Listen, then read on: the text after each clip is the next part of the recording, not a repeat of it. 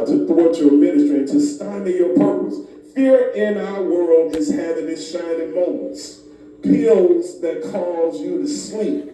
We have pills to help you get up. And we have pills to help one to calm his or her nerves, are not only in the medicine cabinets of those in the world, but they also load the medicine cabinets and purses of the people of faith also. The enemy literally goes to and fro seeking whom he may devour, and on far too many instances, the enemy's prey is a Bible-toting, pure, pew-jumping, aisle dancing, tambourine tapping, hand clapping person of faith. There are persons here today that, much like the servant of the man of God in this text, who are gripped by fear because of the formidable forces that we find ourselves surrounded by in this day. One can barely catch one's breath. I mean, you just have to cut off the news because it depends on what local news station you watch, because one of them just will not give you any good news at all. And Deborah, she likes waking up and having her coffee and putting on.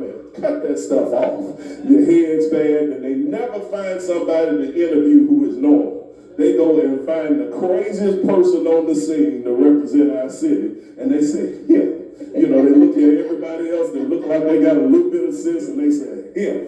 And then, so we all in a national tragedy, all because they want to get his side of the story. You can barely catch your breath because we're inundated with breaking news story after breaking news story that rattle our nerves. The enemy onslaught against the mind of the people of faith is so awesome in this hour because the hearts of men have grown so cold. Men and women's hearts are literally faint because of fear. There's hardly a prophecy from the Holy Writ that hasn't been fulfilled. Every day that each one of us walks out of our front doors, we see just a tad bit more of the book of Revelations coming to pass. Yes, saints, we've officially entered the end times. The battle of the ages is headed each of our way, so we can't have an underprepared church.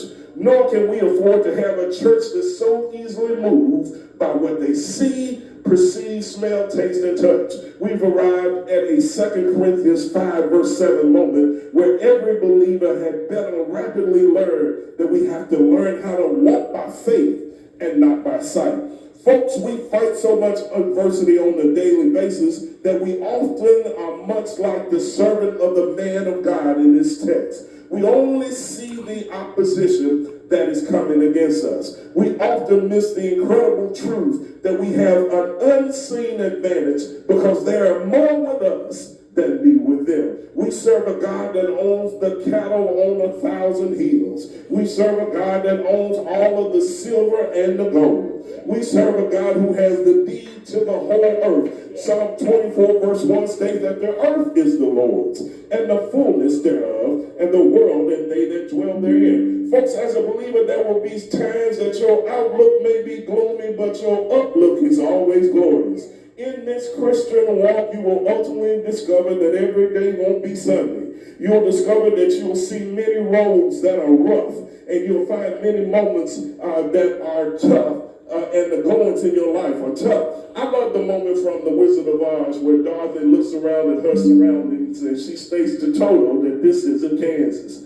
Folks, I'm telling you this on Sunday morning, this ain't Kansas. Not in Memphis, Tennessee. I remember when we used to not even lock our doors. But we just had folks adore everybody. If you were hungry and no food there was some house on the street where you would go and be able to eat. My wife remembers saying, what happened to the days when we went door to door getting sugar from somebody and all that? You scared to death to go to somebody's door. I mean, my next door neighbor